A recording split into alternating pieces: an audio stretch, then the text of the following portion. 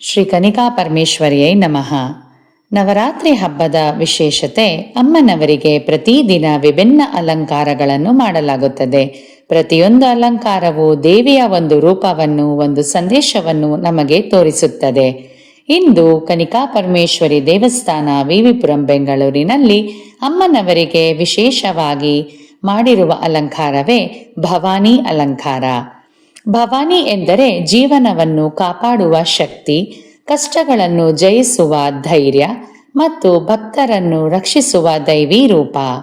ಈ ಅಲಂಕಾರದಲ್ಲಿ ಅಮ್ಮನವರು ಪರಮಶಕ್ತಿಯ ಪ್ರತಿರೂಪವಾಗಿ ಅಲಂಕರಿಸಲಾಗಿದ್ದು, ಹೂವು, ರತ್ನ, ಆಭರಣ ಹಾಗೂ ದಿವ್ಯ ವಸ್ತ್ರಗಳಿಂದ ಅಮ್ಮನಿಗೆ ಅಲಂಕಾರ ಮಾಡಲಾಗಿತ್ತು. ಅವರ ಶಕ್ತಿ ಮತ್ತು ಕರುಣೆ ಒಂದೇ ಸಮಯದಲ್ಲಿ ಪ್ರತಿಫಲಿಸಲಾಗಿತ್ತು. ಭಕ್ತರು ಈ ಭವಾನಿ ಅಲಂಕಾರವನ್ನು ದರ್ಶನ ಮಾಡಿದಾಗ ಅಮ್ಮನ ಶಕ್ತಿ ಸ್ಪಂದನವನ್ನು ಅನುಭವಿಸಲಾಗಿತ್ತು.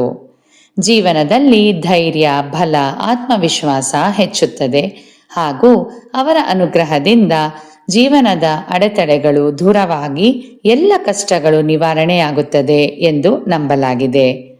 ನಾವೆಲ್ಲರೂ ಭಕ್ತಿ ಭಾವದಿಂದ ಈ ಭವಾನಿ ಅಲಂಕಾರವನ್ನು ನೋಡಿ ಅಮ್ಮನ ಕೃಪೆಗೆ ಪಾತ್ರರಾಗೋಣ.